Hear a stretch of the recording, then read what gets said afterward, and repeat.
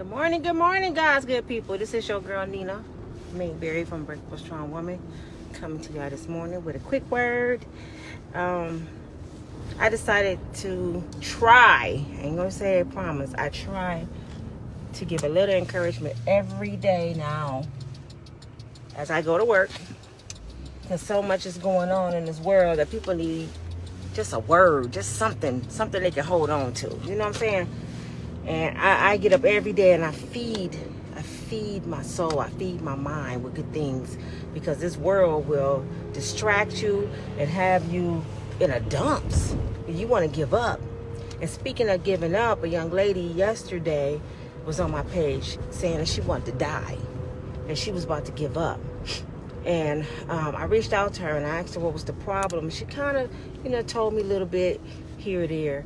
But this is what she don't understand is, and I hope she don't get upset by me saying this, I will not say her name, that what you're going through, my sister, that's life. I prayed for you, and I'm praying that you find your purpose. But until you dig deep down inside you, and you get tired of being sick and tired, and you figure out what is causing you to feel that way and why that you in lack, why have you lost everything, that's when you will start rebuilding. And see, a lot of us, when we in that situation, when we down, it's easy for us to give up on God. God ain't real. Why am I in this situation? Why he putting me through this? Instead of asking yourself this question. Oh my God. Gas is $4.39. I'm sorry, y'all. Woo, Jesus. But anyway, instead of asking yourself, what did I do to put myself in this situation? See, God give us freedom of choice. He give us free will. We all have the same beginning in life. This is what y'all fail to realize. We all have the same beginning. We all grow in our mom. None of us don't go the whole 9 months. We have to learn to crawl, walk, talk. We have the same start in life. Now, what you decide after the age of 7, the age of understanding, what you going to do with your time, how you going to move and maneuver with your life, that's up to you. You can't blame God or the world because you chose to move wrong. Even the ones that had bad childhoods, who been mistreated, molested, beat. When you become a certain age, you can change your life. So everything else is excuses. If you feel like you don't have the mindset or the mentality to grow, go get you some help. This is your life, your story. When you die, that little dash between the day you was born and the day you died is not going to say, well, there she lied. Her daddy raped her. Her mama beat her. Her mama was on drugs. This is why she had a bad life. No, it's going to tell your story. So what do you want that dash to represent when you leave here? See, thing about Jesus, y'all, is he know exactly where you are. He never left. He never walked away. You left him. God don't leave you. If God knew where a donkey and a colt was in a whole nother city that he wasn't in, tied up, and he told his disciples to go let him go, when he was on that cross being crucified, he told them to let them go. You don't think he know where you are in your situation? When you get tired of being tied up, when you finally surrender to God, when you say, Father God, I surrender all to you. I can't do nothing without you. I believe you real. I know you died for my sins. Then he will loose those ropes. See, a lot of us tied up because we don't believe. You believe more in that man that you laying in the bed with. You trust in him with your heart, your car keys, your house, your children, more than you trust God.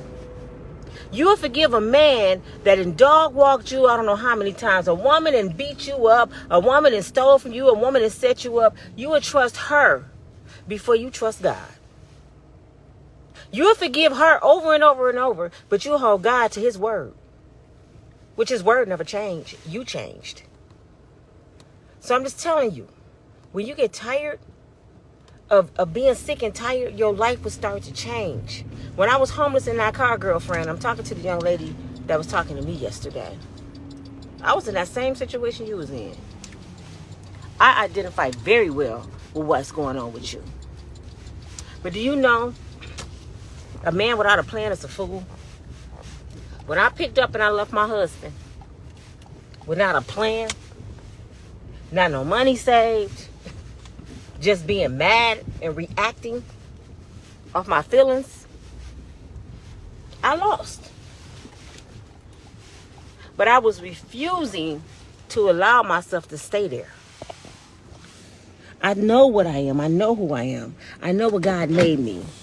I know I am the child of the Most High God. I know I'm more than a conqueror. I know I'm a queen. So I decided not to stay in my misery.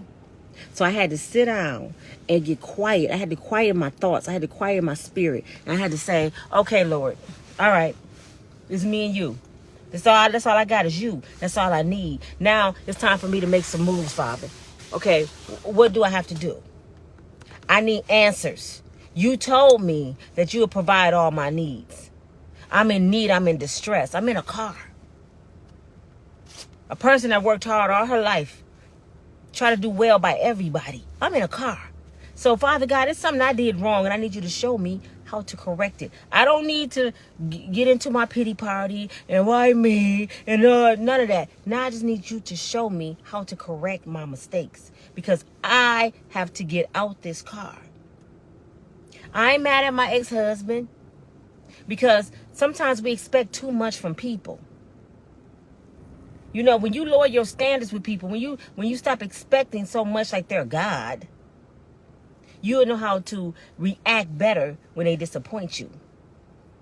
So I didn't get mad at him because he's a human being. He a man in the flesh. So he was just doing what human beings do. They sin. They toxic sometimes. They mistreat people sometimes. They're not God. So when you sit there and you put your whole world, your whole life, all your thoughts, all your energy into a person, and they disappoint you to the point you want to die, something mentally wrong with you. The only person, the only being that I worry about impressing, that will walk away from me, that could take life from me, is Jesus. Anybody else? I ain't saying people can be replaced, but I can go on. And I look at life like this. And it's for any of you who have lost a loved one. Just think about it. How hurt, especially your mama, your father, your sisters, brothers, how hurt you was of that loss. You couldn't breathe. It felt like a truck hit you in the chest. You wanted to die at that moment. But God gave you strength every single day to go on, one day at a time, until one day you can breathe again. Then you was laughing again. Then you was talking again. Now you able to talk about your mother. You don't cry every day. If God can give you that strength to move past hurt of death, you can't get over a person that cheated on you. That's sad. That's weak. God didn't give us the strength of being weak. We powerful people. We made in his image. And my sister who going through, if God is able to let the birds eat every day and the animals roam the earth and provide for themselves and they can take care of themselves in the wilderness, if God can do all that, you don't think he can provide for you? Your question is, what are you doing wrong? Now, you have to do something about it. When I was homeless in that car, I had to grind. I went out there and I was grinding. I didn't sleep. I took naps in my car. I used to have to go to gas stations and stores and run in there and try to wash up and fix myself up every single day. I didn't get on Facebook. I didn't beg nobody for nothing. Every time somebody saw me, they would have to question themselves. Is Nina really homeless? Because I looked like I was okay. I walked like I was okay. I was determined to be okay. So every day I got out there and I looked like a child of God. I looked happy. I smiled. I talked. I went to work and people didn't even know. After work at 11 o'clock at night, I had to go to my car. They didn't even know that. I'm for sure several of them would have offered me somewhere to lay my head. But I'm like, nah, it's time to grind. It's between me and God right now. I'm in my zone. The only way I'm going to come out is being against this wall. The only way I'm going to come out is being in the dirt. Even a rose got to go through the dirt and the gravel to become a rose. A diamond have to be burnt and chiseled and beat before it's a diamond. So I'm telling you, my sister, to gravitate to God. Hold on to his word. You know, Facebook can be toxic. You know, people think I share everything, but I don't. I only share the God in me. I only share testimonies that can encourage other people. So my word for you is, don't ask for money. Favor is more than money. Start looking for favor. Start looking for a good word of God. Start looking for encouragement. Start looking for your why, your reason. You know, the money you asking for, you'll spend that in a few minutes. It's gone. You're going to need money again. But if somebody gives you favor, like a job or an apartment or a way to work, now you building. And a lot of you going through some stuff and y'all still holding on to the same people that put you in the dirt. You building thinking something wrong with you. Well, it is in a way. But you thinking that I have to do this and this and this to impress this person. No, you got to let some people go. When God elevating you, when God opening up doors, you got to let some things go. My mentor last night, we talked for about an hour, and she told me this. She said, Nina, a lot of people don't realize this. The clutter in your life sometimes hinder you from doors opening for new things.